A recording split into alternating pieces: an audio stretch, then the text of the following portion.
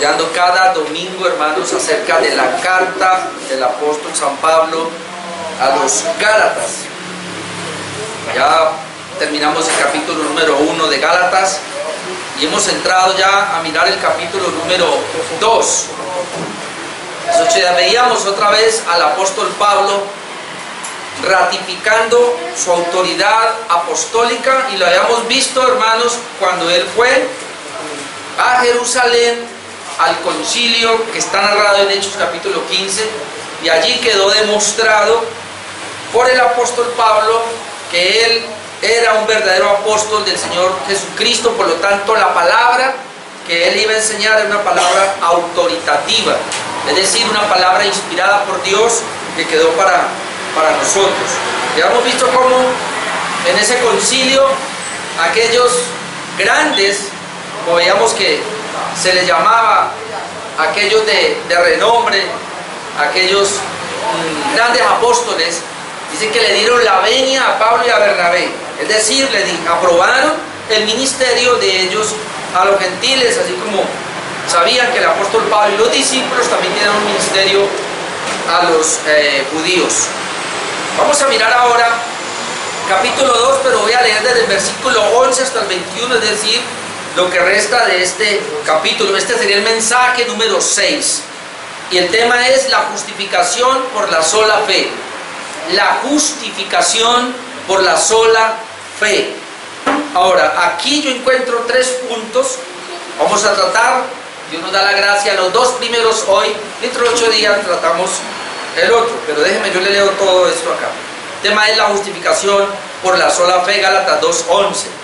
Dice: pero cuando Pedro vino a Antioquía, le resistí cara a cara, porque era de condenar, pues antes que viniesen algunos de parte de Jacob, comía con los gentiles, pero después que vinieron, se retraía y se apartaba, porque tenía miedo de los de la circuncisión. Y en su simulación participaban también los otros judíos, de tal manera que aún Bernabé fue también arrastrado por la hipocresía de ellos.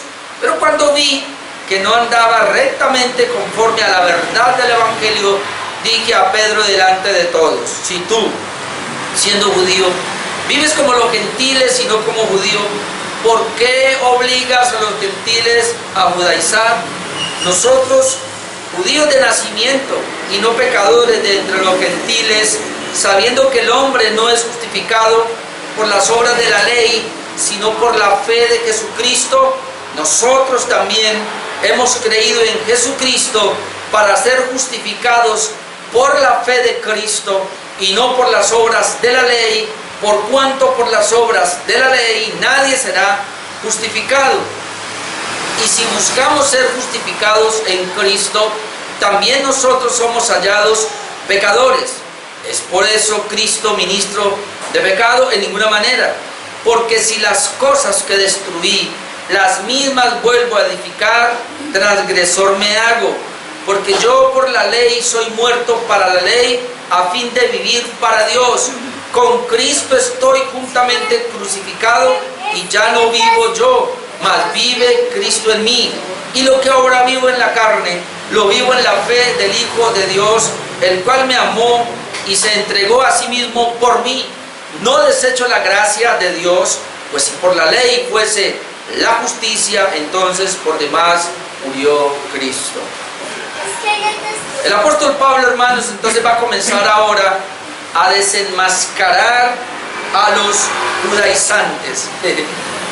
Ay, hermanos, si le tocó a un líder prominente.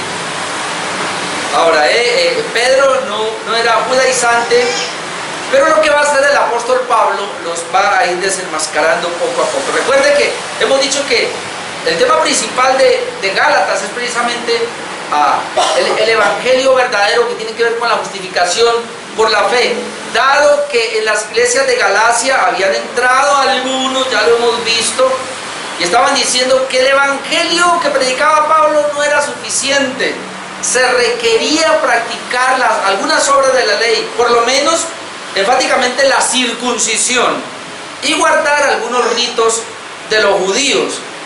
Y ahí comenzó a haber ese problema y decíamos que por eso hubo el primer concilio en Jerusalén, precisamente para debatir ese tema. Y entonces, no sabemos cuánto pasó acá, pero recuerda que en Hechos capítulo 15, ya Pablo dijo que no había vuelto a Jerusalén, sino que después de 14 años había vuelto a subir, es decir, habíamos dicho que desde la conversión hasta ese momento de Hechos capítulo 15 llevaba por lo menos 17 años de ministerio. Ahora, no sabemos qué pasó, cuánto tiempo pasó, pero Pedro tuvo que volver a la iglesia de Antioquía, y allí es que se encuentra con el apóstol Pablo, y tiene que enfrentarlo ahora, tiene que hacerle una reprimenda. Ahora, es interesante, hermanos, porque los dos personajes principales que encontramos nosotros en el Nuevo Testamento y que Hechos lo registra claramente es el apóstol Pedro y el apóstol Pablo. Pero usted lee Hechos los capítulos del 1 al 2, usted va a encontrar que toda la actividad prácticamente es de Pedro. Se menciona a Pedro, Pedro para allá, Pedro para acá. Pero después del capítulo 13, usted va a encontrar hasta el capítulo 28 en Hechos que toda la actividad es del apóstol Pablo. Es decir, a Lucas, el evangelista Lucas, el médico Lucas, como quiera llamarlo, él se encargó de ver al apóstol Pablo y seguirlo en su ministerio, y dejó plasmado aquí. Ya Pedro como que desaparece, por lo menos en el libro de los Hechos lo encontramos así, pero Pedro sigue haciendo su labor, sigue haciendo su trabajo, pero Hechos relata más que todo lo que hizo el apóstol Pablo. El pastor MacArthur dice lo siguiente con respecto a estos judaizantes. Digo, la mayoría de los líderes judíos, representados por escribas y fariseos que se jactaban de su propia santidad, creían con orgullo que sus obras religiosas atraían el favor especial de Dios. Note lo que ellos creían, que sus obras religiosas atraían el favor especial de Dios y le hacían acreedores al perdón de los pecados. Fue de este vasto grupo de judíos legalistas que se levantaron los judaizantes para afirmar que seguían a Cristo, cuando en realidad enseñaban que los gentiles debían circuncidarse y acatar la ley mosaica antes de poderse salvar, y que todos los creyentes, tanto judíos como gentiles, debían continuar la observancia de esa ley para poder mantener su relación con Dios. Hermano, ¿qué es lo que yo puedo añadir a este comentario del pastor MacArthur? Y me acuerdo esta mañana cuando terminé de predicar que una hermana me dice, es que a nosotros nos levantaron con una creencia de que éramos buenos, de que podíamos hacer algo para agradar a Dios. Y el problema con los judaizantes, y el problema que tiene la iglesia hoy, que es humanista, es que creen que ellos pueden hacer algo que agrada a Dios. Mi hermano, por favor, si usted está aquí y usted cree que usted puede hacer algo que le agrade a Dios, déjeme decirle que usted no conoce el Evangelio entonces. Porque no hay nada que usted y yo podamos hacer que agrade a Dios. Miren lo que estoy diciendo. Lo único que agrada a Dios es la obra de Jesucristo en tu vida, es la obra de Jesucristo en mi vida. Es decir, Jesús viene, hace una obra en mí, y esa obra que está haciendo en mí por la palabra y por el Espíritu Santo, eso es lo único que le agrada a Dios, no es lo que yo haga. Y los judaizantes decían, sí, Cristo está bien, nos perdonó, pero hay que hacer algo más. Y de comienzo dejamos nosotros que el apóstol Pablo dijo aquí, ese es un evangelio diferente. Al evangelio no se le puede añadir, al evangelio no se le puede quitar, que es lo que están haciendo hoy día. Y hay que tener mucho cuidado, porque todavía uno encuentra personas que creen con su ayuno, con su fe, con sudar, no sudar de sudar, sino con el dar para la obra. Sí, porque hay gente que suda en el servicio del Señor. Y en el antiguo pacto decía que no había que sudar, ¿sí o no? Pero creen que de alguna manera eso como que llama la atención. No, hermano, Nada que yo haga llama la atención de Dios. Es lo que el Señor hace en mí. Es la obra de Él en mí. Y entonces estos judaizantes tenían ese problema. Bueno, voy a compartir 3 cosas acá de la justificación únicamente por la sola fe. Y lo primero es que pues hay que mirarlo porque es lo que vemos. Vea, el primer punto es Pablo enfrenta a Pedro, pero yo le doy gracias a Dios por eso que pasó. Digámoslo de entrada, yo le doy gracias a Dios por la hipocresía de Pedro. Porque gracias a la hipocresía de Pedro, el apóstol Pablo pudo sacar, hermano, una enseñanza acerca de la justificación por la sola fe. No es Cristo, no es la fe más algo, no. Y los reformadores, eso fue lo que trajeron. Cuando Martín Lutero se levanta en contra de la Iglesia Católica, es que la Iglesia Católica decía sí Cristo, sí el Evangelio, pero a el Evangelio hay que añadirle. Es como cuando dicen por ahí, a Dios rogando y con el mazo dando. Más o menos es la idea, ¿no? Sí, hágale, pero ¿cómo usted la parte que le toca? Sí, el Evangelio, pero en la reforma, ¿no? Usted quiere ser libre de pecado, claro, crea en Jesucristo, pero además de eso, compra indulgencias como loco. Porque mientras más indulgencias compra, usted más posibilidad tiene de que los pecados le sean perdonados. Y se inventaron la famosa penitencia, ¿no? Ya decía, bueno, listo, vaya y confiese sus pecados al cura, y el cura le dice, bueno, y le voy a poner una penitencia, 20 Padre Nuestros, tantas Ave María, vaya. Entonces las personas al hacer eso pensaban que el Señor les iba a perdonar. No, tú y yo no somos perdonados por nada que hagamos nosotros, por lo que Cristo hizo. Y ese es el Evangelio. Ese es el Evangelio puro. Solamente la obra de Cristo y nosotros la fe en lo que Él hizo.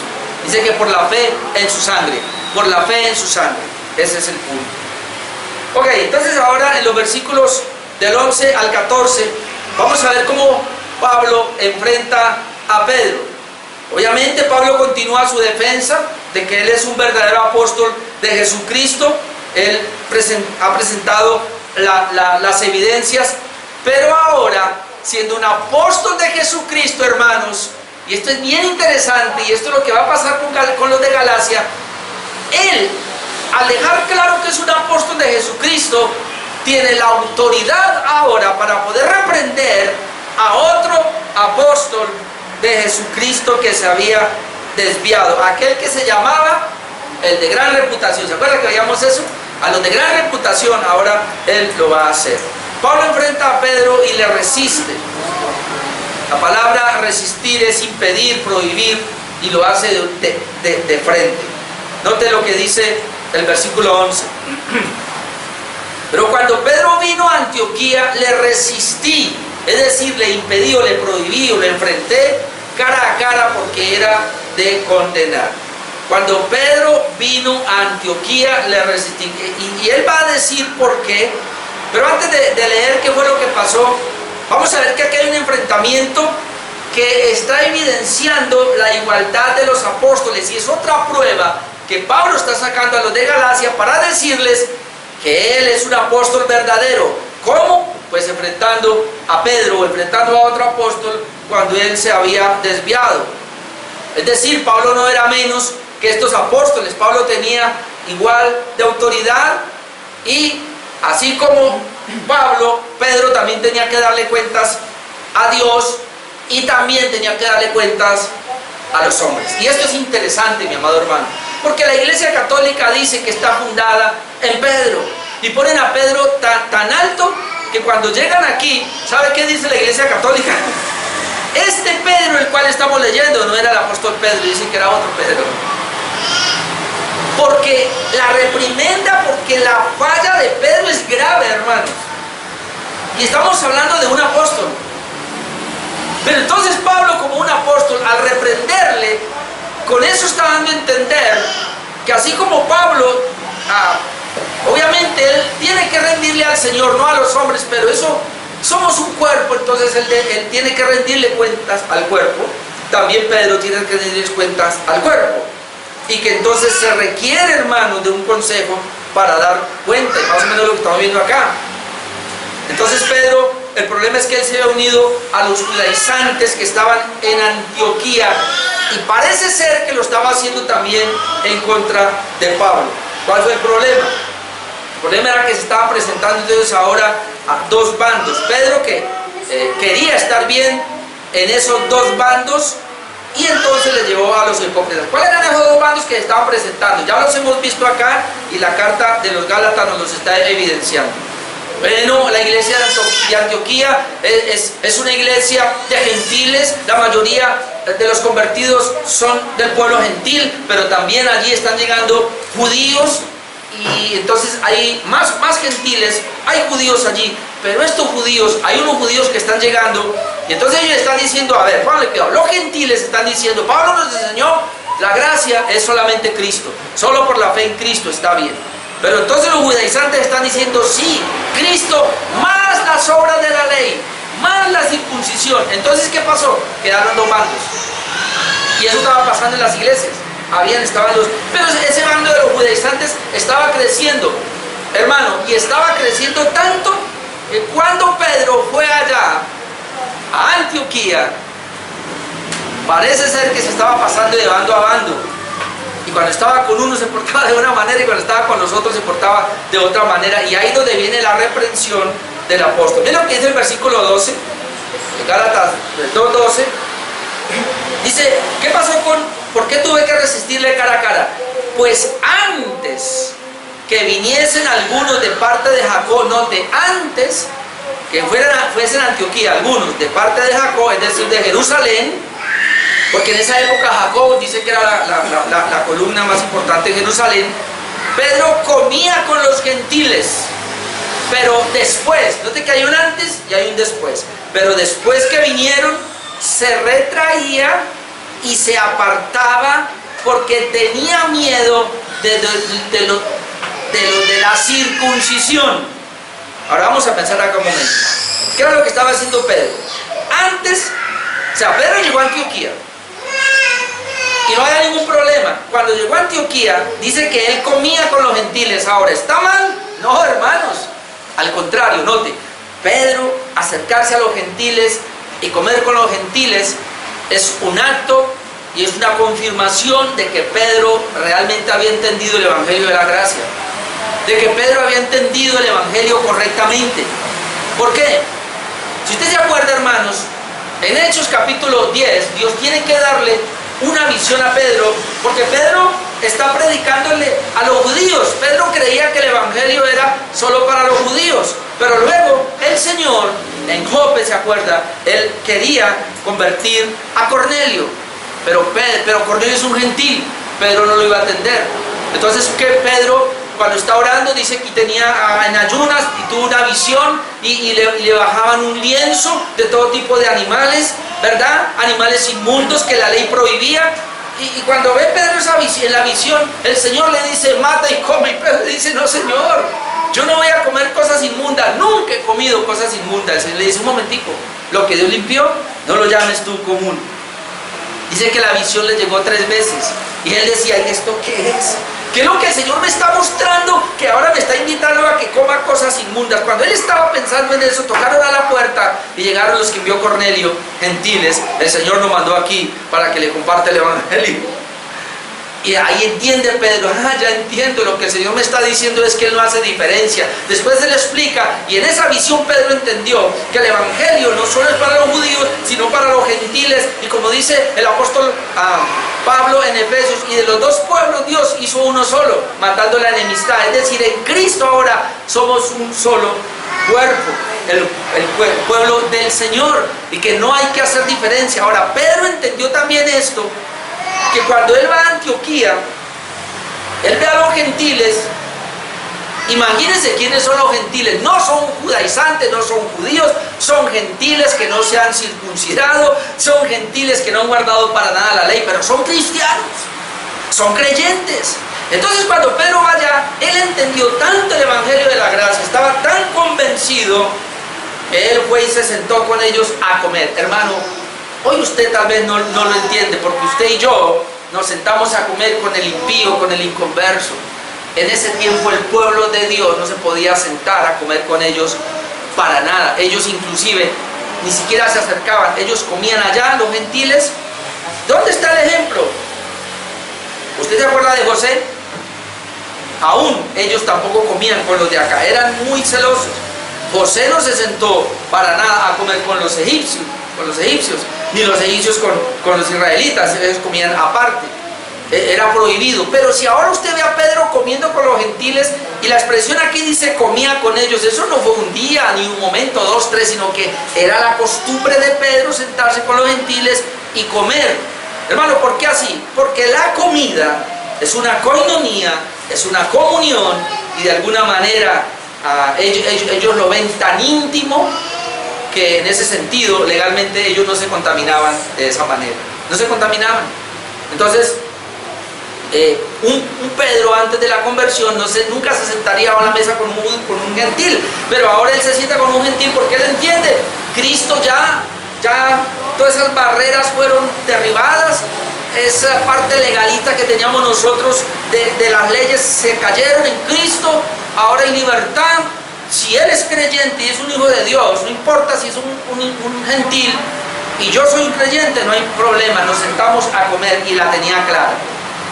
Pero ¿cuál fue el problema de él? Dice que antes que viniesen algunos de parte de Jacob, ahí está el problema.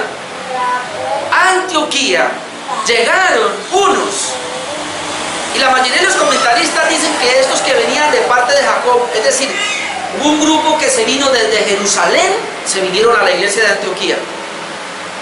Y ellos llegaron allí diciendo que venían autorizados por Jacob, pero la mayoría creen que era mentira, que estos eran unos judaizantes que querían embarrarla. ¿Se acuerda lo que habíamos visto la vez pasada? Que cuando Pedro fue a dar informe, dice que se metieron algunos judaizantes y lo espiaban a él.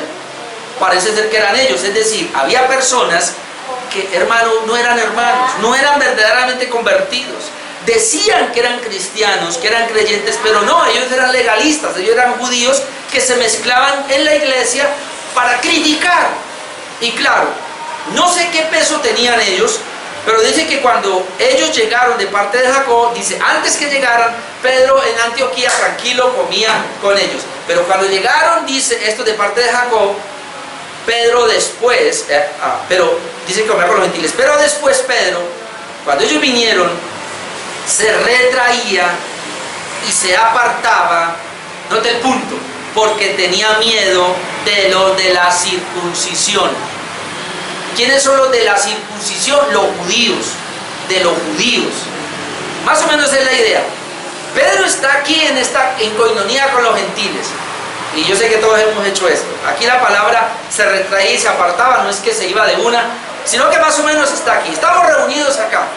Pero de repente, vi a alguien allá, es tan importante esa persona, o como que de alguna manera, yo no quiero que esa persona me vea aquí con ustedes, ¿no? Entonces, ¿qué hago yo? Pero tampoco quiero que ustedes me vean que como que me voy a salir corriendo, sino que más bien Pedro como que hacía, bueno, poquito a poco iba, como que se iba retirando, ¿no?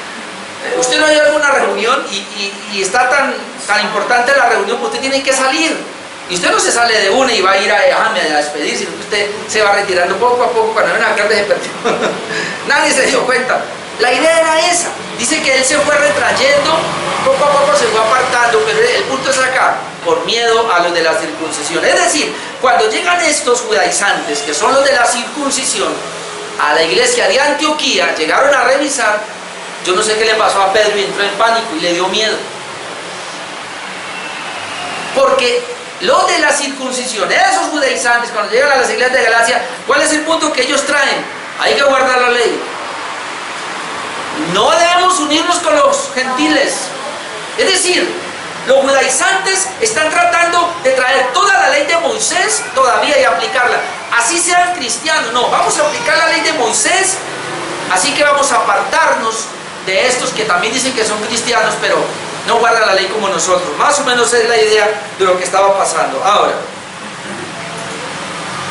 estos judaizantes que decían venir de parte de Jacob, aparentemente traer un respaldo de Jacob. Digo aparentemente porque se cree que era una especie de mentira.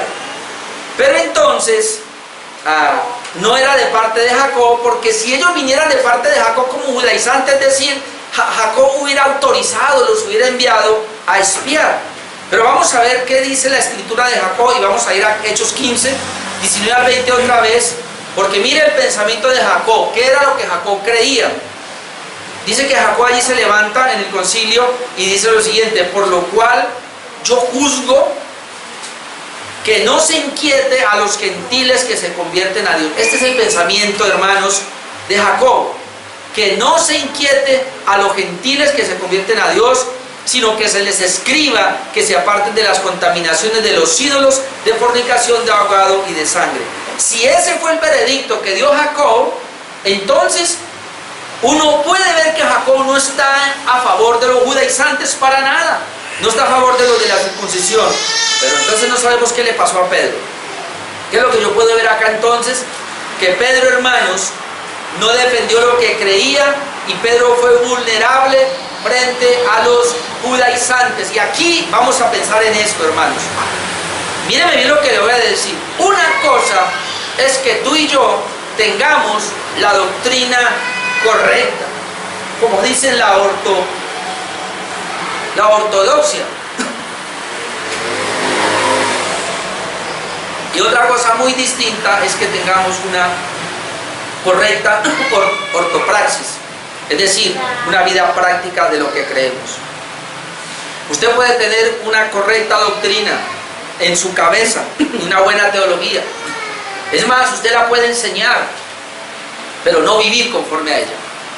Y ahí es donde está la diferencia. Y eso es lo que le pasó a Pedro. Podemos ver que Pedro tenía una correcta ortodoxia, es decir, Pedro conocía muy bien el evangelio de la gracia, pero en el momento de vivirlo algo estaba pasando, por lo menos en este caso, que estaba tirando por tierra lo que él tenía en su conocimiento.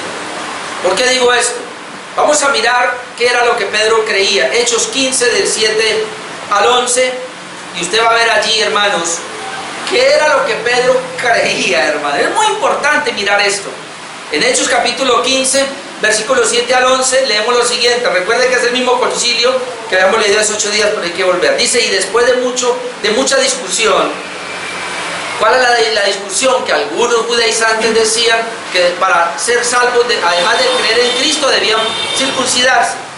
Dice que después de mucha discusión, note, Pedro se levantó y les dijo: varones hermanos, vosotros sabéis cómo ya hace algún tiempo que Dios escogió que los gentiles oyesen por mi boca la palabra del evangelio y creyesen. Está hablando de Cornelio y todos los que se bautizaron con él. Y Dios, que conoce los corazones, les dio testimonio, note, dándoles el Espíritu Santo lo mismo que a nosotros, y ninguna diferencia hizo entre nosotros y ellos, purificando por la fe sus corazones. Note esto: purificando por la fe sus corazones. Ahora pues, ¿por qué tentáis a Dios, poniendo sobre la cerviz de los discípulos un yugo que ni nuestros padres ni nosotros hemos podido llevar? Ahora note estas palabras, y esto lo dice Pedro: antes creemos que por la gracia del Señor Jesús seremos salvos de igual modo que ellos. ¿Cuál era la teología de Pedro? Creemos que por la gracia del Señor Jesús nosotros los judíos somos salvos igual que los gentiles. Esta es la fe de Pedro, esto es lo que cree Pedro. Por eso Pedro se une con los gentiles y come con ellos, no hay ningún problema. Si usted ve a Pedro y en Antioquía comiendo con los gentiles, hermano, no, porque eso es la fe. Él sabía que tanto los judíos como los gentiles es la misma fe la que los va a salvar, no había problema. Pero entonces, ¿por qué él entra ahora en un problema? El pastor MacArthur dice allí lo siguiente: Pedro no había hecho algo que era de condenar en el sentido que corriera el peligro de perder su salvación, sino en el sentido de ser culpable de pecado al apoyar un punto de vista que sabía muy bien era errado. Sin duda alguna, su pecado era de condenar a la vista de los creyentes gentiles en Antioquía, porque había sido bien fundamentados en el Evangelio de la Gracia y quedaron perplejos y heridos por el repentino ostracismo o aislamiento del apóstol hacia ellos. Esto iba a afectar, hermanos, a todos los grupos. Iba a afectar a los gentiles porque los gentiles después, ¿cómo así? Y luego Pedro, que está con nosotros, pero ahora ¿qué le está pasando? Que se aparta de nosotros, ya no se quiere juntar con nosotros, sino con los judíos, porque vino un grupito de allá y como que es que le va a rendir cuentas a ellos, hermano. Ahora entendemos por qué Pablo dijo: yo no sirvo a hombres, sino a Dios. Si yo sirviera a hombres, no sería siervo de Jesucristo. ¿Se acuerdan que hemos visto eso? Yo no vivo para agradar a los hombres, sino a Dios. Pero Pedro tenía un problema. Ahí vemos que Pedro sí estaba agradando a los hombres. Pero no culpemos a Pedro, hermanos, porque tú como eres y como soy yo, tenemos una enseñanza clara, pero en el momento de llevarla a la práctica, ¿qué hacemos? Es decir, usted sabe que no se puede hacer cierto pecado, usted sabe que cierto pecado ofende al Señor, pero en el momento de llevar a la práctica lo hace. Usted sabe que la mentira ofende a Dios. Hermano, la mentira es para quedar bien con el hombre, pero mal con Dios. Esa es la mentira. Entendamos eso. La mentira se usó para quedar bien con los hombres, pero quedar mal con Dios. Entonces, yo puedo tener una enseñanza clara, una ortodoxia clara, y que la mentira es pecado, todo tipo de mentira es pecado, pero en el momento de la praxis, en el momento de la práctica, que usted está en la casa y usted no quiere que nadie lo atienda, que nadie venga y de pronto alguien viene a preguntar: no, dígale que yo no estoy, ya rapidito. Esa es la práctica. Tiene una ortodoxia correcta, pero tiene una mala praxis. Se llama síndrome del camaleón. Del camaleón, ¿sí o no? Es el hipócrita, como aquí lo vamos a ver. Entonces Pedro tiene ese problema. Ahora vamos a pensar en Pedrito. Parece ser que Pedro, y gracias a Dios por la escritura, porque yo no lo había visto de esta manera, yo siempre enseñé, como han enseñado todos, que Pedro tuvo una transformación de ser un cobarde a ser un tremendo valiente. Mirando el punto de vista, acuérdese que Pedro, y no sé si lo tengo acá, ahora miro a ver, pero Pedro le dijo: Señor, yo no te voy a negar. Y el Señor le dice: mire, antes de que cante el gallo me vas a negar 3 veces. No lo voy a hacer, Señor. Pedro fue el primero que lo hizo 3 veces. Entonces uno, cuando yo mira a veces: no, es que Pedro no ha sido regenerado. Bueno, sí había sido regenerado. No, es que no ha recibido el Espíritu Santo. Sí lo ha recibido. No, pero es que en Hechos 2 recibe el Espíritu Santo, como enseña, ¿no? Y ahí se lo recibió y ahora tiene el poder y ahora enfrenta a todo el mundo porque le dice: ustedes lo mataron, ustedes mataron a Jesús, ustedes son culpables. A Pedro lo encarcelan, no le importa y dice: es necesario obedecer a Dios antes que a los hombres. Usted es un Pedro totalmente transformado. Pero hermano, aquí ya han pasado como 20 años o más. Parece ser que Pedro volvió a tener la misma cobardía, el mismo miedo delante de los hombres. Porque fue una criada, hermanos, fue una criada la que le dijo: usted también es como ellos. No, yo no. Ahora son unos judaizantes. ¿Qué tenía Pedro con ellos? Que cuando los ven, ¿qué van a pensar? Que yo estoy con los... Ellos creen diferente a mí.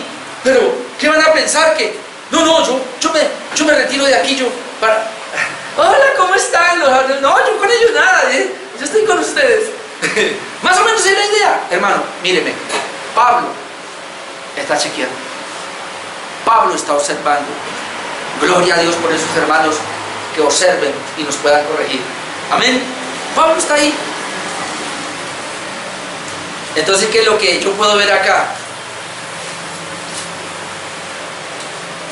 ¿Usted cree, hermano, que esa debilidad suya de ayer, o ese pecado de ayer que ya venciste por el poder del Señor, no lo va a volver a visitar? Ay, hermano, a Pedrito lo visitó el miedo otra vez. A pesar de lo valiente que era con el poder del Espíritu Santo, a ti y a mí nos van a volver a visitar las mismas tentaciones, las mismas debilidades. Así que lo único que nos va a librar es estar unidos a Cristo, hermanos, cada día, fortalecernos en Él. De lo contrario, no importa si es Pedro, no importa si es el apóstol. Hermano, esto es tan grave lo que hizo Pedro, que la Iglesia Católica dice: no, ese Pedro no es el apóstol Pedro, porque se les viene abajo todo, porque ellos dicen: no, es que la Iglesia siquiera dicen que en Cristo. Ellos dicen que la iglesia está fundada en Pedro. Como el Señor le dijo, sobre ti edificaré, sobre estas palabras.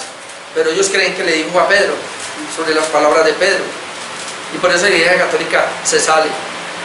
Pero lamentablemente todo el comportamiento de Pedro arrastró a otros. Miren lo que dice el versículo 13. Y este Pablo es el que está denunciando. Y en sus simulaciones, es decir, la de Pedro, participaban también los otros judíos. De tal manera que aún Bernabé fue también arrastrado por la hipocresía de ellos. Esto es contagioso. Pedro es el líder. Pero en la simulación, en ese comportamiento que tenía, los otros judíos también estaban haciendo lo mismo. Y aún Bernabé, hermanos, Bernabé es una persona muy alta, es una columna en Jerusalén. Bernabé salió en el primer viaje con el apóstol Pablo. Bernabé, habíamos visto, fue el que trajo al apóstol Pablo, lo levantó. Bernabé, hijo de consolación, era una persona, un gran líder en la iglesia. Pero al ver la conducta de Pedro, dice que aún Bernabé fue también arrastrado por la hipocresía de ellos. Es decir, en él se estaba dando los mismos comportamientos de Pedro. Se estaba convirtiendo en algo como muy normal, hermano. Esto mismo entonces ocurre en nuestros días, hermano. Por eso, algo que yo quiero decirle acá es que debemos depender, sin importar, hermano, la condición o quien esté, nuestras convicciones. Amén. Ahora, ¿no se ha dado el caso de pronto de que usted es un cristiano y habla de la fe y es un buen evangélico con los demás hermanos, pero qué cuando esté con sus amigos?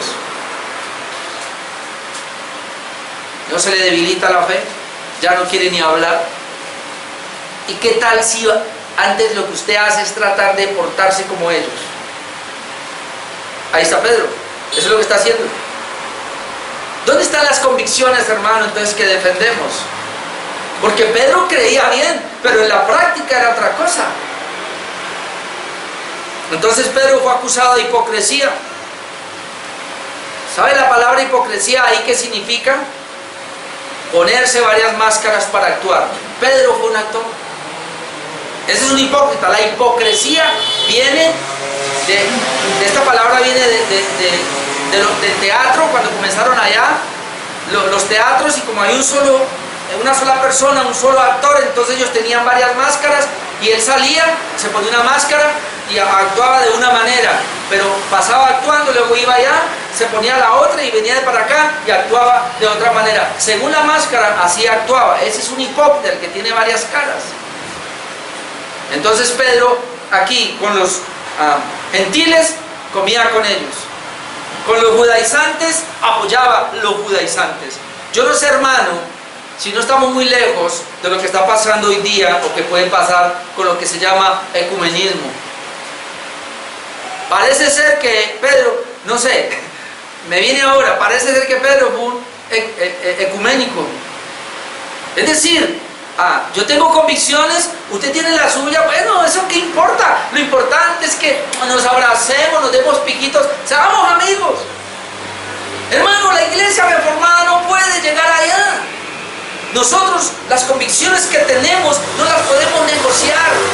Y entonces yo voy, ¿y qué importa cómo cree el de allá? Igual vamos a hacer una vigilia, porque vamos a unirnos a orar por Tuluá. Entonces vamos a un estadio, no importa, ahí no importa los que vayan, nos juntamos con ellos a orar. Un momentico, yo no voy, porque allá van muchos pastores y muchas iglesias que no tienen las convicciones que yo tengo, que no tienen al Dios de la Biblia, como yo predicaba esta mañana.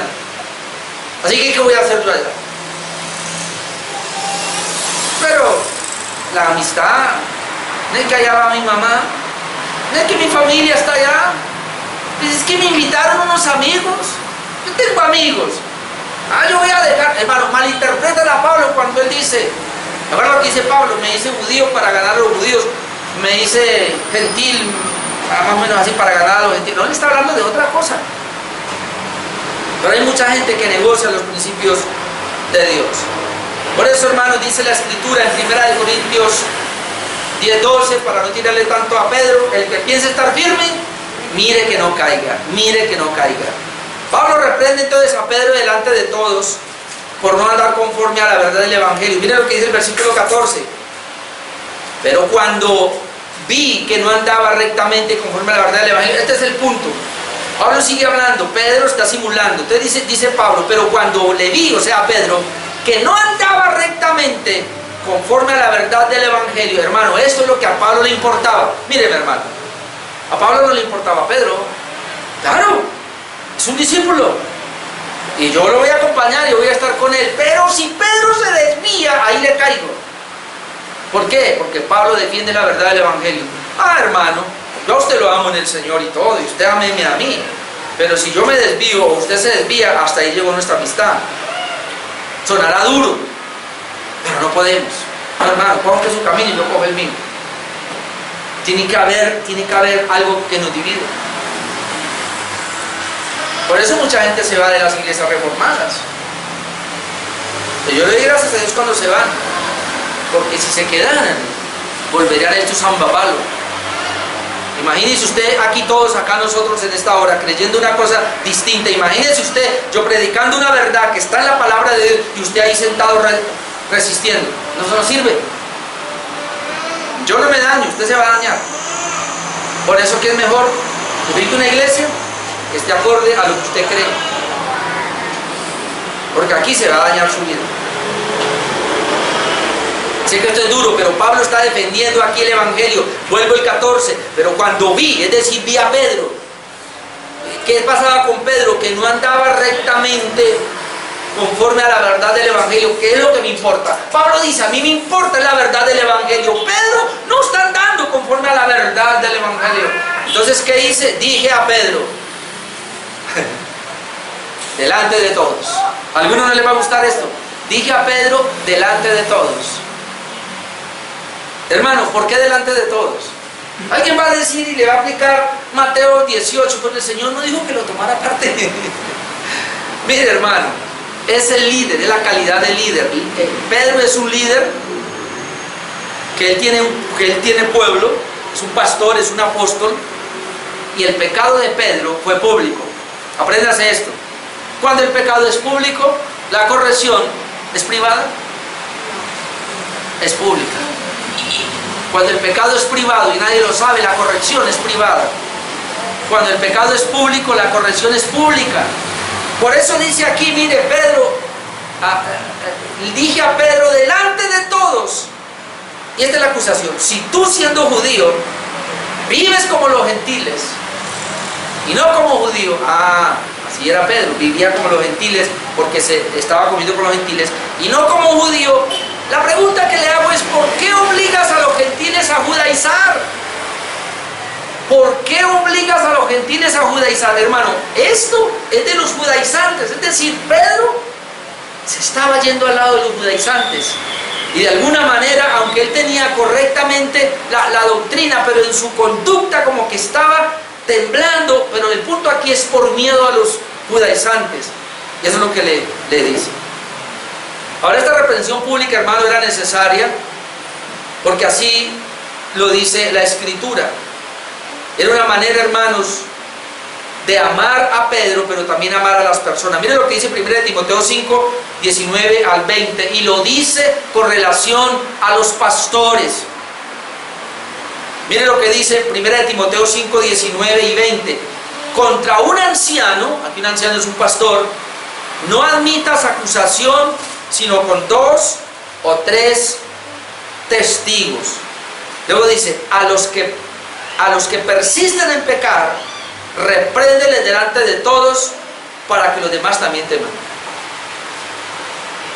Yo sé que algunos tratan de separar el versículo 20 del 19. Yo una vez traté de hacerlo, dije el 20 es para los ancianos, el 19 para los ancianos, el 20 es para todos los demás hermanos, pero no. Unámoslo otra vez. Dice Pablo, le está enseñando a Timoteo: contra un anciano o contra un pastor no admitas acusación, sino con 2 o 3 testigos. ¿Sabe por qué? Porque puede haber, hermano, murmuración, porque puede haber, hermano, falsedad. Entonces Pablo dice, mire, contra un anciano, si tiene pruebas contra un anciano, debe tener por lo menos 2 testigos o 3. Si hay uno, no sirve. Tiene que ser 2 testigos o 3 testigos que testifiquen igual de esa conducta mala de ese pastor. Dice. Ahora, ¿para qué? Para ponerlo en disciplina, obviamente, porque no puede seguir pastoreando. Si hay una acusación, pero hay pruebas, tienen que tener pruebas, ¿no? De 2 o de 3 testigos, listo. Pero y luego dice, después de eso, pero a los que persisten en pecar, es decir, los mismos ancianos, porque puede ser que Timoteo dice, mire hermano, a usted yo tengo 3 testigos de que lo están acusando de una vida inmoral, de que lo están acusando de un robo, lo están acusando de una mala conducta. Y entonces hay 3 testigos ahí, lo reprende, pero le dice, y los que persisten en pecar, pero él persiste en pecar. Si persiste en pecar, repréndelos delante de todos, para que los demás también teman. Sé que esto suena un poco duro, pero así es. Hay que reprender delante de la iglesia para que los demás teman. Esto se llama disciplina eclesiástica. Así que no está mal lo que el apóstol Pablo está haciendo al reprender a Pedro públicamente. El pastor MacArthur dijo lo siguiente acá. Y él toma como referencia a Agustín de Hipona. Él dice, Agustín dijo, de nada sirve corregir en secreto un error cometido en público. Entonces el pastor MacArthur dice, a no ser que el pecado público de un creyente sea tratado en público, la gente va a pensar que la iglesia no toma en serio el pecado y por ende lo aprueba de manera tácita. Una iglesia que no disciplina a sus miembros que pecan, incluidos los miembros más sobresalientes o los pastores, pierde su credibilidad porque no toma con seriedad sus propias doctrinas y parámetros. Un niño o padres, esto lo dice el pastor MacArthur, un niño que no es disciplinado por portarse mal, llega en poco tiempo a la conclusión de que las normas de sus padres carecen de importancia porque no se hacen respetar. Si un padre o una madre, aprovecho para decir esto, para disciplinar a los hijos se ponen de acuerdo papá y mamá. Y si mamá le duele y como que no quiere, entonces le tocó a papá tomar la rienda. Y cuando papá discipline, mamá por favor no se meta. Y mucho menos delante de los hijos. Estos hijos son tremendos. Ellos saben cuál es la debilidad. Si es que al papá se le fue la mano, si es que el papá disciplinó rápido, no sé, la mamá calladita. Cuando ya pase el asunto, aparte, solitos, la mamá le puede hablar al papá y decirle, se te fue la mano mía. Por favor, no lo hagan delante de que ese es el problema. El papá o puede ser viceversa también, la mamá va a castigar al muchachito, no le pegue, pero es que usted a todos es cascándole, ¿no? Cara, pero es que por nada le pega también. Uy, eso es lo peor que pueden hacer delante de los muchachos. Por favor, eso no lo hagan. Tienen que sentarse los dos y establecer cómo van a corregir a sus hijos. Hay mamás, yo sé por qué lo sé, que no permiten que a sus hijos les peguen.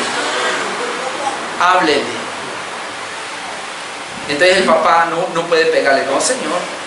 Ahí sí que pena papá, pero le falta autoridad, porque el responsable de la crianza de los hijos es el papá. Y la mamá es un apoyo. Pónganse de acuerdo, amén.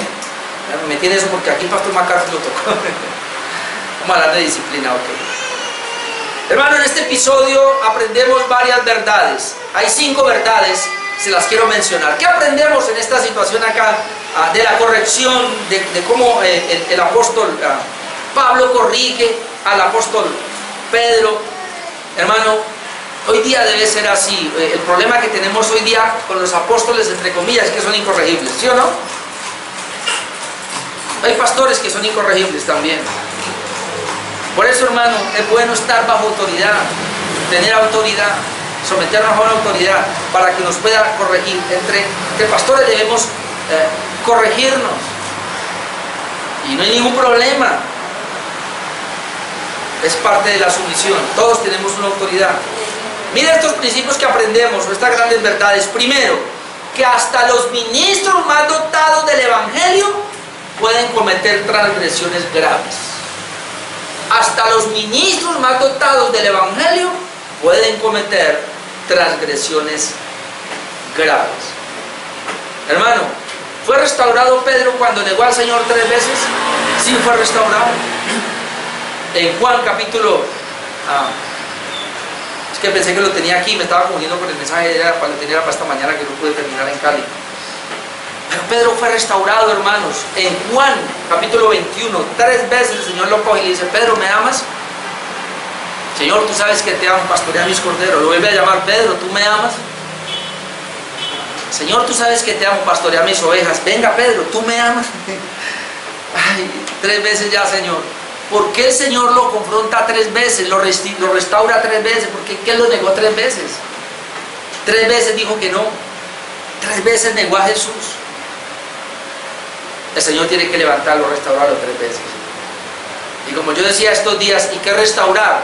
Volver al punto donde estaba. Si, hermanos, restauramos a una persona dentro de la congregación y no lo volvemos a llevar al punto donde él se encontraba, entonces no hubo ninguna restauración. Pedro falló, pero el Señor lo puso otra vez. Dios, antes de que fallara Pedro, Cristo le había dicho sobre esas palabras: tú, le dice, le voy a dar la llave para que abras. Es decir, Pedro iba a abrir el Evangelio, y Pedro fue el que abrió el Evangelio. Luego falla y el Señor lo restaura para que cumpla la tarea. Ojalá algunos pastores, y en la reforma, porque yo sé que a veces hay unas cosas que no comparto aquí, y lo voy a dejar solamente como en el aire, pero hay una norma tan dura en la reforma, y es que si un pastor de la reforma llega a caer en una inmoralidad, dice que no lo ven a restaurar el ministerio. Con todo respeto de los reformadores, yo no encuentro en la palabra eso. Yo creo que si un pastor cae en adulterio y él se arrepiente verdaderamente, restaura su hogar, su matrimonio, después de un tiempo demostrado que verdaderamente se ha arrepentido, personalmente creo que vuelve a ser restaurado. Y lo tiro al aire porque sé que esto ha creado muchas polémicas y pronto usted cree distinto. No importa lo que usted crea, eso es algo que... Pero yo estoy viendo, hermanos, acá en la restauración que se puede. Ahora, si usted me comprueba a mí que la salvación se pierde, entonces yo estoy de acuerdo de que un pastor también puede perder su llamado. Porque ¿qué es más importante? ¿La salvación o el ministerio? Si yo pudiera perder la salvación por un pecado, ¿y por qué sí puedo perder el ministerio por un pecado? Se lo dejo ahí, porque me metí en esto, Señor. Menos mal que no me ven ahí muchos. ¿Qué aprendemos? Número 1, que hasta los ministros más dotados, por esto que estoy diciendo esto, hasta los ministros más dotados del Evangelio pueden cometer transgresiones graves, pero pueden ser restaurados si se arrepienten. Número 2, que la fidelidad implica mucho más que creer la doctrina correcta. La fidelidad implica mucho más que creer la doctrina correcta. Número 3, que la verdad es más importante que la armonía y la paz externa. La verdad es más importante que el hecho de pretender tener armonía con los demás. 4, que la ética del relativismo según cada situación es una ética contraria a la piedad. Solo vale la palabra de Dios, hermano. Y número 5, que la falsedad no debe ser ignorada sin importar las consecuencias que pueda acarrear tal oposición. La falsedad no debe ser ignorada. Cualquier cosa que se quiera levantar dentro de una iglesia local, hay que caer, correr y corregir. Cualquier enseñanza, cualquier duda que haya, hay que corregir. Yo siempre le digo a las personas nuevas que están llegando, si he entendido la palabra, por lo menos esta mañana, yo dije, yo sé que es un tema muy difícil, y hay personas nuevas en Cali que están llegando. Yo le decía, mira, si tiene preguntas, hágamela, pero de todas maneras sigue escuchando, porque estos temas son muy difíciles. Y lo mejor que uno puede hacer es quedarse y escuchar, hasta que termine todo, a ver qué pasó. Y número 2, acá en 10 minutos, versículos 15 al 16, Pablo expone la justificación por la sola fe. Gracias a eso que pasó, ahora Pablo va a entrar a exponer la justificación por la sola fe. Pablo hace una declaración que resume la justificación por la sola fe. Todos los judíos convertidos lo sabían muy bien, como él lo expresa, versículos 15 y 16. Gálatas 2, 15 y 16.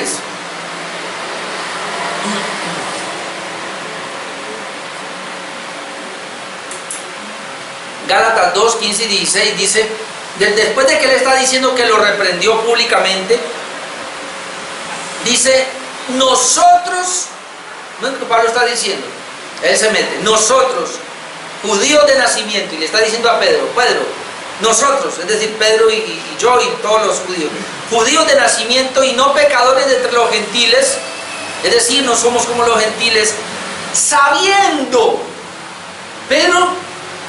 Pablo está diciendo, usted y yo lo sabemos, hermano, esto hay que saberlo, note, sabiendo que el hombre no es justificado por las obras de la ley. En otras palabras, Pedro, usted se está juntando con los judaizantes. ¿Acaso usted cree que el hombre es justificado por las obras de la ley? Por eso dice, mira, sabiendo que el hombre no es justificado por las obras de la ley, sino por la fe de Jesucristo. Hermano, la justificación es única y exclusivamente por la fe de Jesucristo. Luego dice, nosotros también hemos creído en Jesucristo para ser justificados por la fe de Jesucristo. Y nota lo que dice, y no por las obras de la ley. Pedrito, ¿qué le está pasando? Recuerde, no por las obras de la ley, por cuanto por las obras de la ley nadie será justificado. Oh, qué texto, hermanos, qué texto tan tremendo para aclarar la justificación solo por la fe y sin las obras de la ley. Es decir, si usted va a buscar en la Escritura, aunque Romanos ahora lo vamos a leer y encontramos algo también allí muy específico, pero este versículo de Gálatas 2:16 es la clave, hermanos, para entender la justificación solamente por la fe, sin las obras de la ley. Y recuerde que es Pablo se lo está citando a Pedro y le está diciendo, Pedrito, ¿qué te pasa? Tú y yo lo sabemos, los judíos lo sabemos. Sabemos que nadie puede ser justificado por las obras de la ley. Pero ¿no te acuerdas que tú mismo en el concilio qué dijiste? ¿Por qué vamos a imponer una carga que nosotros mismos no hemos podido llevar? ¿A dónde se quedó todo eso, Pedro? Ah, gloria a Dios, hermano, por aquellos que no recuerdan la palabra, ¿verdad? Parece que Pedro lo había olvidado. Y ahora Pablo le está diciendo, nosotros lo sabemos. Solamente podemos ser justificados por la fe, no por nada más. Las obras de la ley no justifican a nadie. Cuando dice nosotros, él está pensando en todos ellos, los que creían, los judíos creían en la justificación por la fe. Martín Lutero dijo lo siguiente, hermanos: si el artículo de justificación por fe se pierde o se cae, toda la doctrina cristiana se pierde o se cae. Si el artículo de la justificación por la fe se pierde o se cae, toda la doctrina, toda la doctrina cristiana se pierde o se cae. Es decir, la justificación por la fe es la base, es lo que nos sostiene a nosotros, es lo que hace que la iglesia sea iglesia de Cristo, sin añadiduras, sin nada, hermano. No le podemos añadir nada. No, pero mucha gente que anda por ahí diciendo, ay, usted le falta santidad. ¿Sabe qué ha dicho gente? Ahora, usted practicó Navidad, usted se puede ir al infierno por eso. Usted como que no ora casi, pilas. Usted como que no ayuna, pilas. Usted como que no da para la obra, se puede ir al infierno. Obras de la ley. Todo lo que le quiera añadir a la salvación es obra de la ley. Ahora, yo con esto no estoy diciendo que vamos a vivir, eso lo vamos a ver más adelante. Una cosa es la libertad y otra cosa es el libertinaje. Somos libres en Cristo. ¿Quién es el que me decía esta mañana? Creo que era mi hermano. Me decía lo siguiente: tremendo, porque nosotros venimos al culto, nadie nos obliga, o sea, es una necesidad, es un deleite que tenemos dentro de poder venir, de poder alabar al Señor. Qué tremendo esto. Una persona regenerada comienza a hacer las cosas para Dios de su corazón, no es obligada, porque el Señor produce el querer como el hacer. El pastor MacArthur dijo esto con relación a la justificación por la fe. Dijo, el uso original del término básico tenía que ver con la sentencia de un juez que declaraba a una persona acusada no culpable, sino justa ante la ley. Era lo opuesto a ser declarado culpable y condenado. En toda la Biblia, la palabra justificación se refiere a la manera como Dios declara a un pecador libre de culpa con base en la fe en Él, es decir, en Cristo. Es el acto libre y gratuito por el cual Dios declara a un pecador recto delante de Él. En su gracia divina le perdona, lo restaura, le acepta con base en nada más que la confianza en la persona y la obra de su Hijo Jesucristo. Esa es la justificación por la fe. ¿Qué justificación? Ya lo habíamos dicho. Delante de Dios somos declarados. No somos hechos. Somos declarados sin pecado por la confianza en Jesús. Hay una declaración de inocencia delante de Dios, y no por nosotros, sino porque Cristo con su sangre perdonó nuestros pecados, y porque Cristo con su obra, es su justicia, nos la imputó a nosotros, y entonces aparecemos delante del Señor con una justicia que ha sido imputada, y eso es garantía para la salvación. Pastor MacArthur sigue hablando de la imposibilidad de ser justificado por las obras de la ley, y si escribí eso porque me llamó la atención. Él dice lo siguiente: por mucho que una persona guarde la ley, nunca podrá hacerse justa. Esto se debe a que la raíz de la pecaminosidad humana está en el carácter caído del corazón del hombre y no en sus acciones externas. El problema básico del hombre radica en lo que es, no en lo que hace. Los actos pecaminosos no son más que la expresión interna de una naturaleza depravada, imbuida por pensamientos pecaminosos. Una persona que odia es un homicida en su interior, sin importar que alguna vez acabe o no la vida de otra persona, según Mateo 5:22. Un hombre con pensamientos inmorales acerca de mujeres es un adúltero, sin importar si comete o no el acto físico de adulterio, según Mateo 5:28.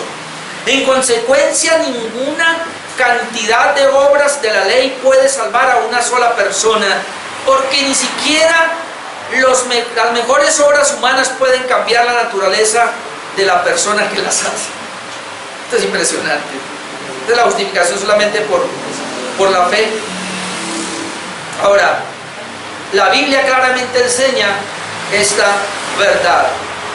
En Romanos 3, 19 al 20 dice: pero sabemos que todo lo que la ley dice, lo dice a los que están bajo la ley, para que toda boca se cierre y todo el mundo quede bajo el juicio de Dios. Note lo que dice: ya que por las obras de la ley ningún ser humano será justificado delante de él. Por las obras de la ley, judaizantes, no por los actos suyos pueden ser justificados, porque por medio de la ley es el conocimiento del pecado. Ahora, Gálatas 3, 10 al 13 también dice, Gálatas 3, 10 al 13, porque todos los que dependen de las obras de la ley están bajo maldición.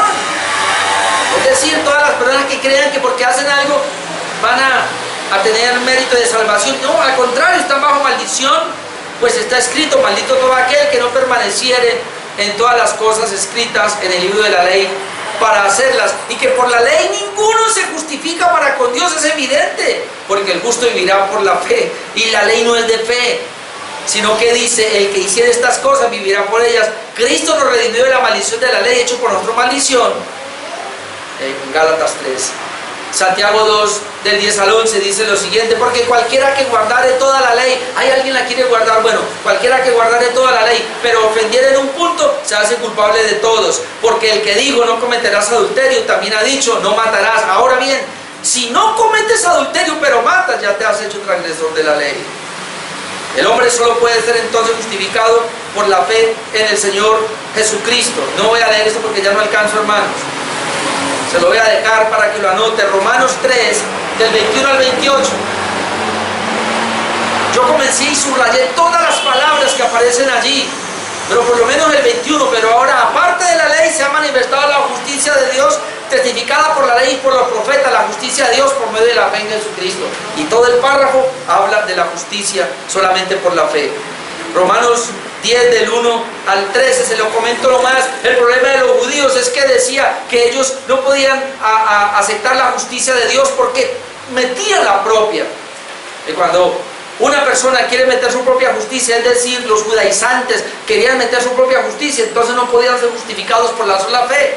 Se requiere de la sola fe, usted lo puede leer allá. Concluyo con esto: mi propia justicia no me salva, solo la justicia de Cristo.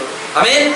Amén. Filipenses 3:9 y termino, dice: y ser hallado en Él, es decir, en Cristo, no teniendo mi propia justicia que es por la ley, sino la que es por la fe de Cristo, la justicia que es de Dios por la fe. Y cierro con esto, hermano, es lo siguiente. Yo sé que algunos se asustan cuando yo digo: en usted no hay nada bueno para agradar a Dios. Ahí lo dice: y ser hallado en Él, es decir, Pablo dice: yo quiero ser hallado en Cristo. ¿Cómo? No teniendo mi propia justicia que es por la ley.